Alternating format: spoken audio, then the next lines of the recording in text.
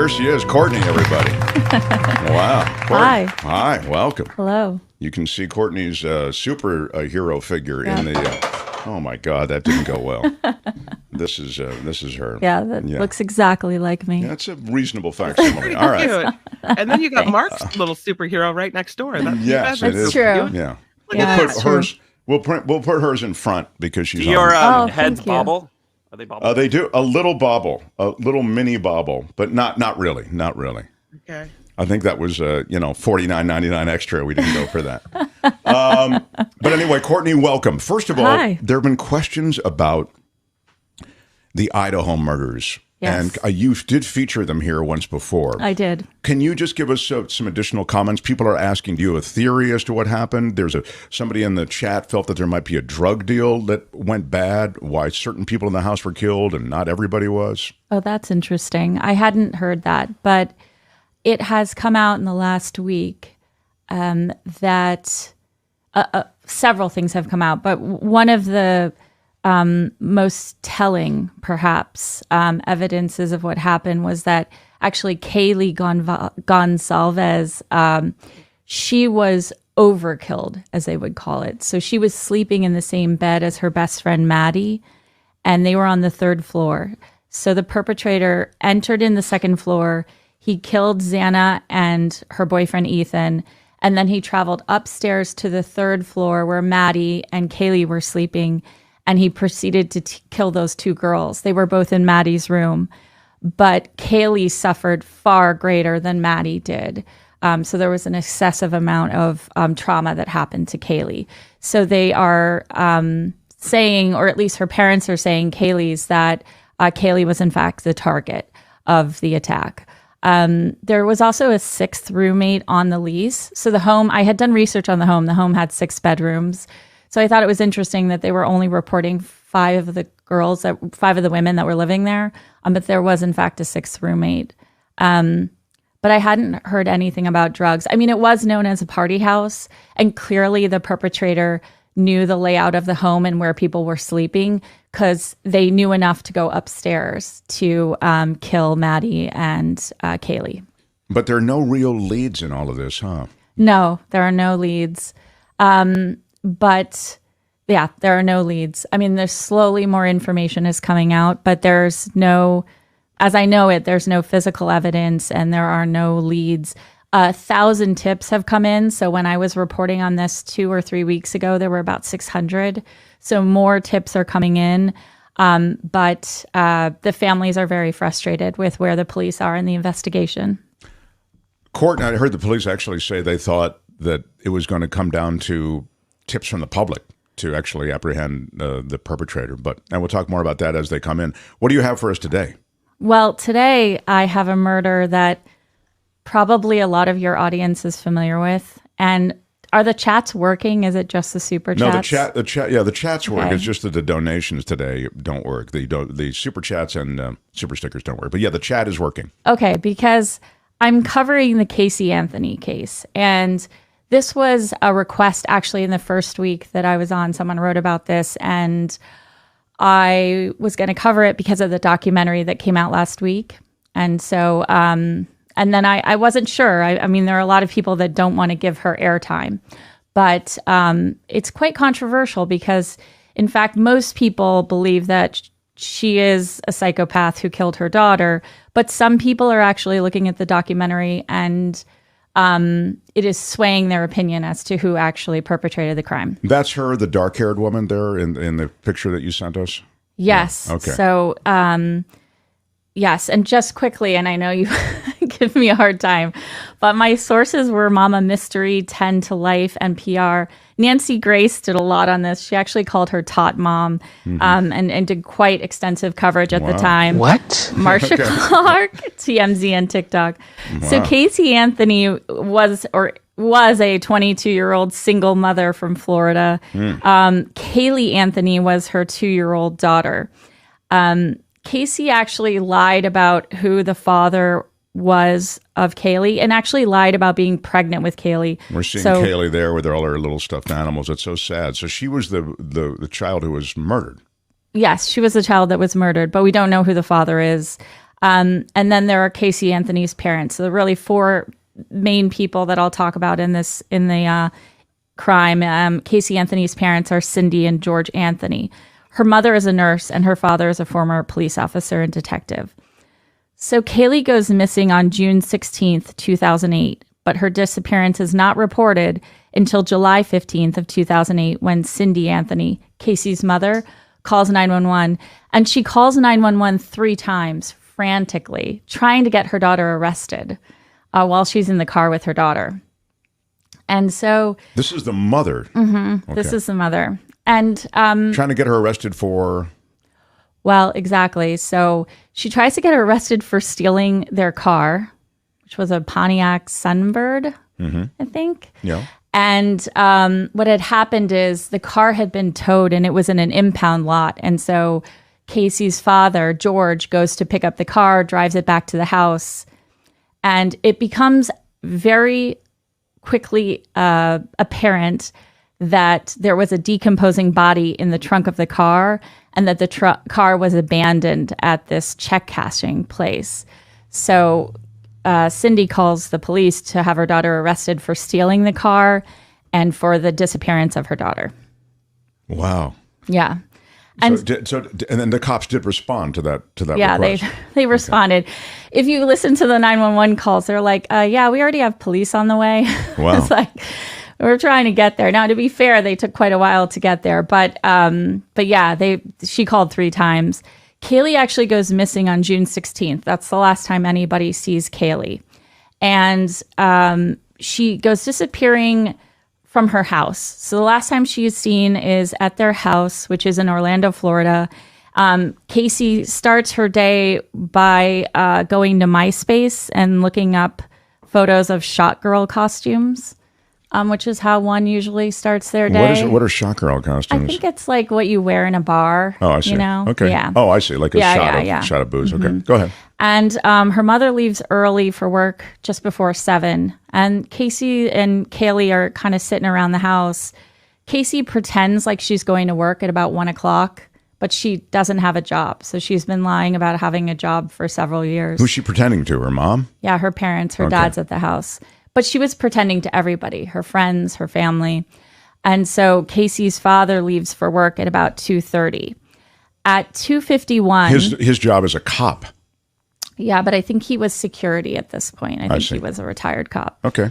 At 2:51, Casey does a search for foolproof suffocation, which is probably not a good thing to search for on the family computer. Pretty damning. Yeah, misspelling suffocation as well. And then there are several phone calls from about 3 to 4, and then at 4:11, Casey's cell phone leaves the house. She's next seen at close to 8 o'clock, 7:54, where she's at Blockbuster with her boyfriend, but there is no Kaylee. So that's the events of the day and the very last time that anybody saw Kaylee. For the next month, Casey is making excuses about where Kaylee is. She's claiming that Kaylee is with someone named Zanny, the nanny. A lot of people think that's a cover for Xanax, that she would give Kaylee Xanax and have her kind of sedate her so she could go out and party. Was there a nanny named Zanny? There was a woman named... If there is a nanny, Zanny's a strong choice as a name. I'm Zanny the nanny. I mean, I'm sure there are people that have Zanny the nanny. I see. You know, but around, this might not have been one of them. This is not. Yeah, this was a woman named Zenaida Gonzalez. Yeah, maybe. She stole her name. She had seen her name on something, stole her name, and pretended that Zenaida was the nanny. Oh, but the Zenaida had no relationship to Casey Anthony. No. Okay. No. And then, so I'll go over later a couple of things that happened during that time. But on July 15th, as I mentioned, Casey's mother, Cindy, calls 911 3 times. And in that claims that the family car smells like a decomposing body. Casey's arrested and held for child neglect, obstructing an investigation, and making false official statements to police. So the kid goes missing. She's been Googling suffocating. Even the chat, they're saying... She was Googling home recipes for chloroform. She was. Yeah. Yeah. And the mother, noticing that the car smelled like a decomposing body, calls the cops. Casey Anthony's arrested. Okay, then what happens?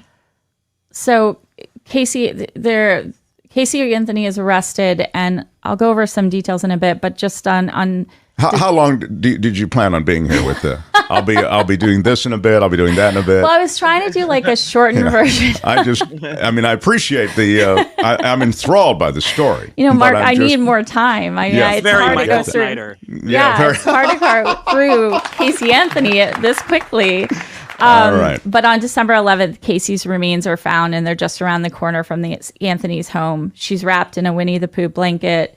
She has duct tape that so was sad. believed to be covering her nose and mouth, and she was put in a trash bag and a laundry bag, which all came from the Anthony home. All those things came from the Anthony home. Okay, so we know somebody in the Anthony home killed her, probably Casey. Yes. What did Casey? Who is Casey blaming? So at the time, Casey was found not guilty, and her defense had claimed that Kaylee died in an accident in the above-ground pool at the family's home, and that it was just that her family had basically tried to not report the accident and bury the young girl and cover for Casey. And a jury bought that? Yeah, because the juries. Yeah, I mean, they bought the family to cover the accidental death of the daughter, duct taped her and put her. I mean, it's insanity. Well, it's interesting because something that the brother Lee, who I wasn't really going to talk about because there's so many people, but Lee had said to investigators, I'll talk about him later. Mark, I don't. Yeah, go ahead. Yeah, the brother Lee said that they had actually. I hate to even mention this, but that's how they had buried the family pets. Is they would put them in trash bags and then in other bags and then bury them. And they had wrapped the animals in blankets. So that kind of behavior or what they would have done like for an animal was reflective that of ritual, that protocol was but with duct tape. What you said there was duct tape. I mean, I don't think they were duct taping the poor little pets. Because a child is so much like a pet, right? I mean, exactly. Anyway, go ahead. I'm sorry. So I didn't mean to nod. So go ahead, Courtney. I'm sorry. Yeah. But so the jury somehow believed that to the point that they acquitted her in the trial. They acquitted her, but they said that they didn't. The prosecution didn't give a motive. And they were looking for a motive and that there wasn't enough evidence. But the judge has recently come out. His name is Belvin Perry, saying that this documentary is all the crap that, and he used the word crap.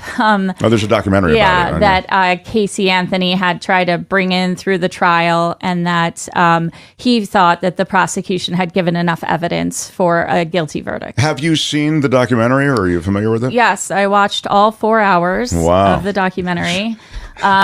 Surprised, not surprised. Yeah. Okay. There we go. What? Yeah, I know, right. Exactly.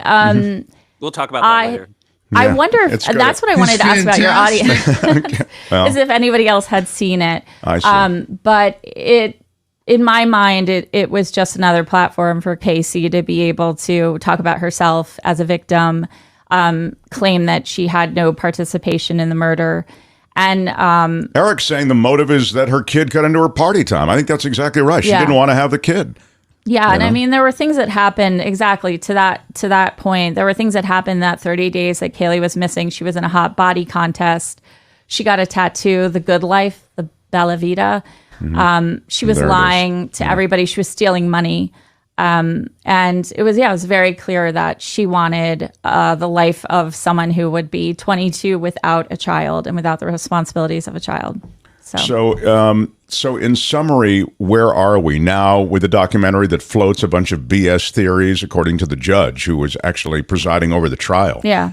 It's just another vehicle, essentially, because she was acquitted, she's still out there kind of blasting away at what is just, I mean, I don't know this case like you do. You know it on a granular level. I know I'm kind of pushing you along here, but it sounds as though she's wanting to, as I say, push her BS theories as to what happened to cover her own ass. Yeah, I had heard one person talk about Casey had to actually pay back the state of Florida for the resources that were expended in searching for Kaylee, because she lied about having talked to Kaylee, so they thought Kaylee was still alive. Mm-hmm. And that after she had fulfilled that payment, that now the documentary came out because she can keep all the money, and also that she had spent the last 10 years or 11 years kind of putting together this plot line of what had happened that she's claiming. But it's really unfortunate. And because of double jeopardy, she won't be tried again. Yeah. I mean, if for murder, that it won't happen. Gosh. Yeah. But I'm curious. It's been very there's a lot of divide between whether or not people believe that Casey Anthony killed her daughter or are being persuaded by the documentary that perhaps it was her father.